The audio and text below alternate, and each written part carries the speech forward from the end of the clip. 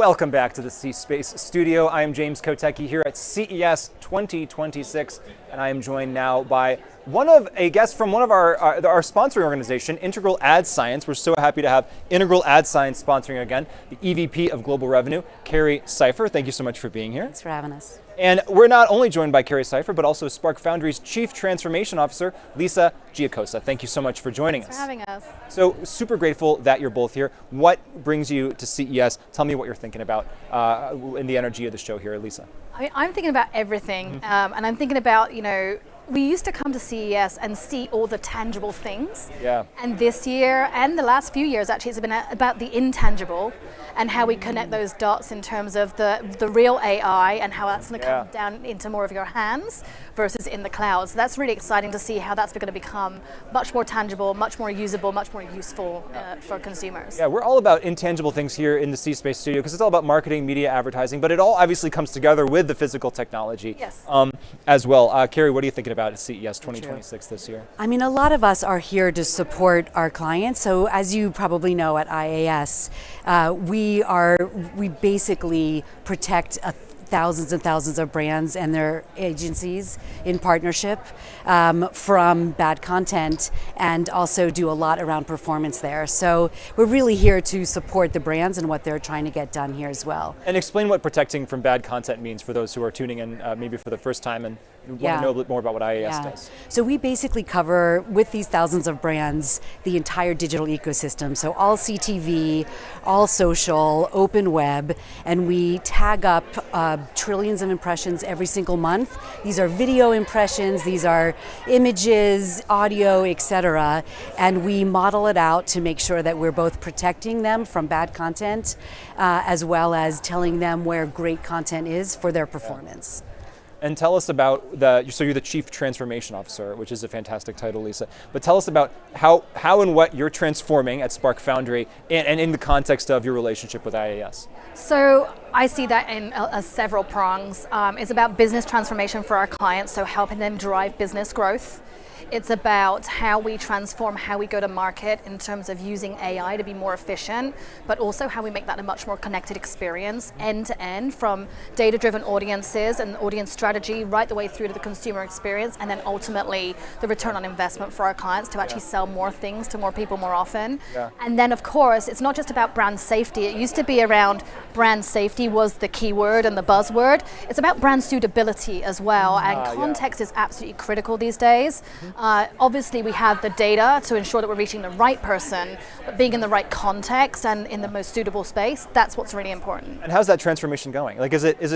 It's a dumb question, but is it hard? Like, is it? Like, what are you pushing against? There are no dumb questions, James. You know this. The only dumb question is the one that no one asks. Oh, there you go. And so for me, I think yes, it can be a little bit hard, but that's the joy of it, right? I think for me, transformation is exactly that. It's about being outside of your comfort zone more often than you're in your comfort zone and pushing the boundaries. So I talk a lot about, instead of testing and learning, launch and learn. Do things, learn quickly, fail fast, and then move on and try the next thing, or find something that's got the secret sauce and do more of it. So I think that's really about what transformation is all about.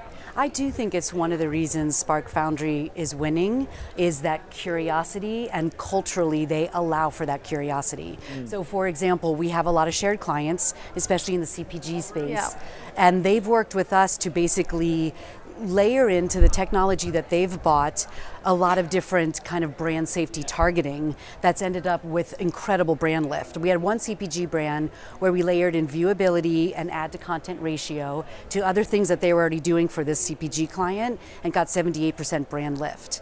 So they're walking the walk, and they're working with partners like us to say, okay, we understand what you bring to the table, we want to layer it in, and then we'll look at results. And in most cases the results are there, but at least we do have a partner that we also look at each other and be like, well, the results weren't there on that one, and we just keep trying. We don't penalize each other for it. And so there's a lot of culture in partnership that's coming from Spark Foundry that I think allows for titles like yours, in all honesty. It enables us to do more as well. That spirit of partnership versus vendor, seller, like it's a different kind of a partnership, and it's a three-way partnership in terms of our clients as well as our partnership together. And also, as I said before, connecting that all the way to the retail media ecosystem as well, which has been a little bit, it's been evolving a lot. There's a lot of fragmentation. There's like over 250, maybe more than 300 retail media networks out there right now. And so being able to actually connect all those dots and ensure that we're doing it at every step of the way. Carrie, do you have a framework as you're thinking about the year ahead? Are there themes and issues that you're really focused on as you think about 2026? Yeah. I mean, obviously we're leaning into social quite a bit, and specifically how we're keeping brands safe with the creator economy. There's a lot of AI and actually like fake bots and fake creators out there. And so we're spending a lot of time building products based on their feedback that helps them identify, is this a real person or not? And are they brand suitable for what I'm trying to do? So a lot in social, and then also a lot in CTV. Is that necessarily true, though, that if someone is not human, they're not necessarily suitable? They could be suitable even if they are a bot, right? But what brands are telling us is we want to know. Yes. I want to know if this is a human or not, and then I want to know if they are suitable for my brand. And in both cases, we can help them with that. And then also CTV is craving, I think, more trust and transparency inside of streaming. And so we're working with our partners with the streaming content and with us and the agencies and brands to try and bring that trust and transparency to CPT.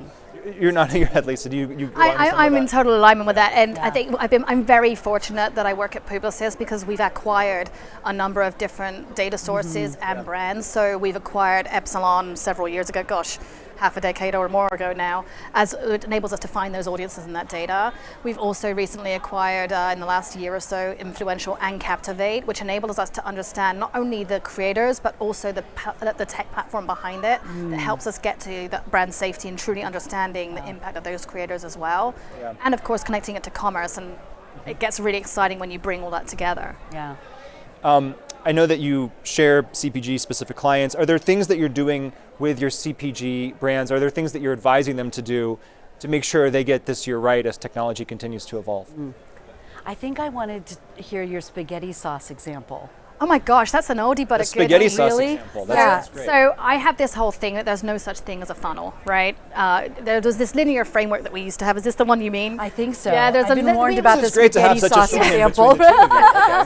So we used to have this thing, the marketing funnel where it was like AIDA model: awareness, intent, desire, action, right? The reality of that is it's like an ecosystem. Like, think about, like, you either go onto Instagram, see something and buy it straight away, so it's shortened that process, or you go through this kind of like, it's too short, girl. It's too short. It's too short, and How do you think this tie came to be? And then like there's also the notion where you go back and forward, and so you have to think about that ecosystem. So I used to talk about it as a bowl of spaghetti, and you just don't know where you're going to be on that journey. So it's about using those data sources like the Epsilon transactional data to understand, have I seen someone like this before with these same behaviors, and when did they convert along the path? And so understanding more about my consumer journey versus yours, James, versus Carrie's, has an impact on, we're all going to have different types of life cycle. So it gets really interesting to understand how you can target people on that journey with the right context, with the right message, and of course with the right moment to capture that transaction as well. That's the story you were looking for there? Yes, thank you. Spaghetti sauce. Is it easier from the perspective of what you're doing to think about making content, making advertising, like making it less bad? So you used the term bad content. I guess I just wanted to return to that. And you didn't say we help them find the good content, like we want to help them find the bad content or get less bad content. Is it easier to make something good by actually making it less bad, as opposed to trying to have this maybe more subjective? Because maybe it's easier to figure out what bad is, it's not as easy to figure out what good is. And here's the thing, it's in the eye of the beholder. And so we really don't try and be the arbiter of good or bad. And that's why when you are protecting and you're looking at these trillions of impressions and you're basically just you're giving them data to make better performance decisions. But here's what's really interesting. We have a product called IAS Agent, and you can tell us, you give us your campaign brief and you give us your risk tolerance, and we'll tell you what content will perform very well. And oftentimes, it's not necessarily what you should cut out, but like oftentimes clients are cutting out something that is actually good content for them, but they're making inferences, and so we're using AI, technology, and frankly, a lot of our really good humans at IAS to help people figure out, like, no, you're actually over blocking. Really good use cases, there's a lot of blocking around news, and sometimes financial news gets bundled in with news, but financial news can perform very well for certain clients. And so we use IAS Agent to really tell them, no, this is actually performing very well for you. You might be over blocking here. Yeah. That's fascinating, and we hope to have several other conversations with some of your colleagues from IAS. Yeah, you might hear that again today. I'm really looking forward to it. But for now, Lisa Giacosa, Spark Foundry, and Carrie Seifer, IAS Integral Ad Science, our sponsor. Thank you both so much for joining me. Thanks for having us. Thank really you. Appreciate it.